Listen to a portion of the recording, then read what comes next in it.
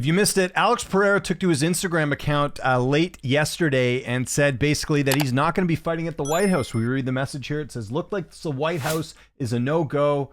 This was about 23 hours ago on Pereira's Instagram account. The post is still up. We'll see if it gets deleted or he says something else, but I wonder what's up in MMA fighting with a good article here, kind of, going into a bit more detail as to what this could mean from Alex Pereira. It says Alex Pereira casts doubt on returning for the UFC White House card. Pereira's been pushing for a showdown against John Jones at the UFC White House card, which good luck with that. John Jones, I don't think going to be coming back anytime soon, but we'll see. Pereira doesn't seem to believe he's going to be getting a coveted spot on the White House card in June. Dana White repeatedly stated that the matchmaking for the event won't happen until at least February. So that's the key thing here. It's December 16th. Why? And I get a lot of people being like, what's the White House card going to look like? I don't know, because if they're not, going to make any fights until February, that things can get changed a lot. We got the big card coming up on January 24th. I'm assuming after that, they'll have an idea of what type of big names they can add to that card. Like I mentioned here, it says the event is currently scheduled on June 14th. So initially, the White House card, my understanding was it was going to be after International Fight Week. Looks like it's going to be before, which I think is better because, you can't have two big events kind of back to back like that. So I think June is the time to do it. And it says the fight's going to take place in the front lawn of the White House, which still don't know the details for that. Is media going to be there? Are people going to be allowed to watch? There's a lot of security concerns. I don't even know how that's going to end up. So we'll have to see here as well. But what is Pereira trying to tell us? That's what this article is attempting to sort of answer here. It says he's been pushing for a fight with John Jones. We know the deal with Jones there. Matchmakers unexpected to book the card. White is stating that he doesn't have a lot of trust in booking Jones, which I don't either. Because again, the whole Aspinall situation last year. My old thing with the Aspinall thing, and I'll say it again in this video, if you really wanted to fight Pereira, why did you not pivot off Aspinall at some point after he fought Stipe and say, okay, I don't want Tom, I only want Pereira. He should have done that. The fact that he only did that sort of later and is now recently talked about fighting Pereira. I know he would mention him here and there in interviews, but let's be honest here. Did John Jones really push for Pereira? No. So that makes me think he's not coming back. I think this is all just a ruse, and he's kind of, leading everyone on here about the fight. And don't get me wrong, I'd love to see Jones and Pereira, but I think if John was serious about that, we'd see a little bit more of a push from him to do that fight. As for Pereira, his exclusion could point towards a potential title fight being booked prior to the White House card in June, which would make sense. The Brazilian reclaimed the title over Magomed Ankalaev. Rumors swirled for weeks that Pereira could possibly get booked against Carlos Ulberg. Remember, Ariel reported that initially it looked like they were working on Pereira and Ulberg for the Paramount card, and obviously that got moved. There's a couple other things at play here that we should talk about when it comes to Alex Pereira as well.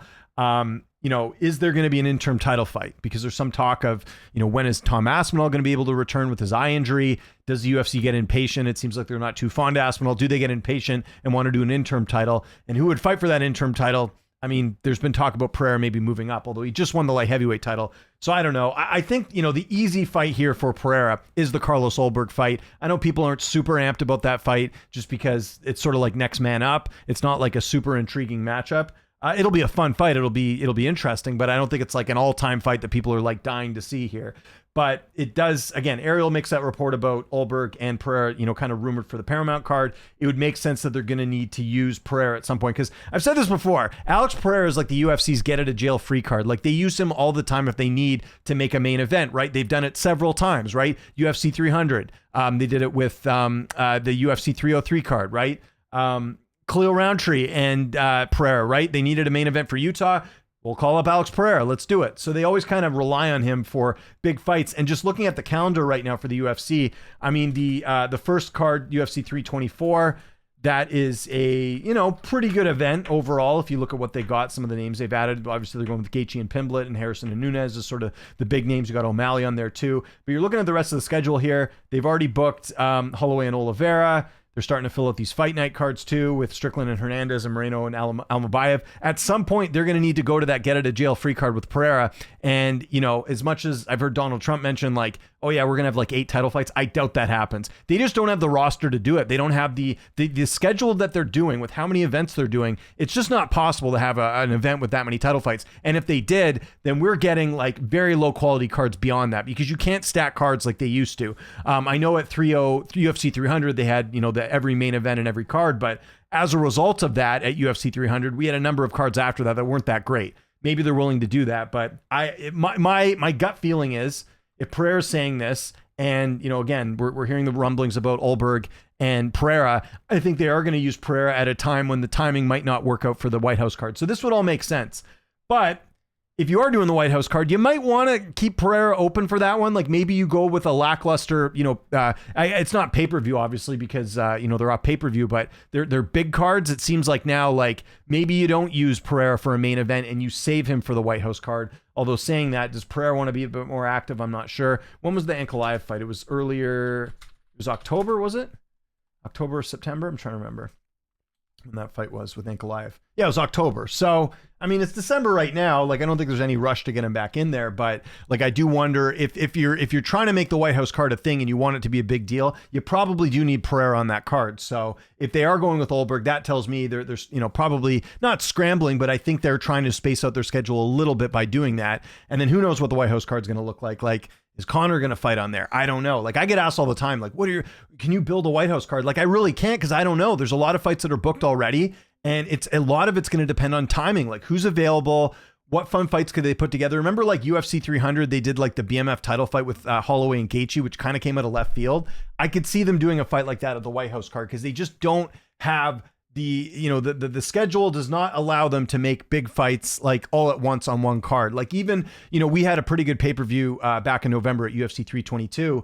Like a lot of those names were booked up. That's part of the reason why they couldn't use a lot of those names for the Paramount card, because those guys just fought. So they're going to have to space things out a little bit. And that's where I think that, again, they might, they might need to put a Pereira in a main event and do something else for the White House. So we'll see. Again, February will be the month to keep an eye on as far as some of the matchmaking goes for the card. I'm sure we'll get some leaks ahead of time. They say they're starting the matchmaking in February. They're probably starting it now. Let's be honest, like with fighters that aren't currently booked. Right? Like I do find it interesting at the time I'm recording this, Israel Adesanya's not booked for a fight. That's a decent name. I know he's lost a few, but still, I kind of think of fighters like that, maybe saving it for a big event like that, right?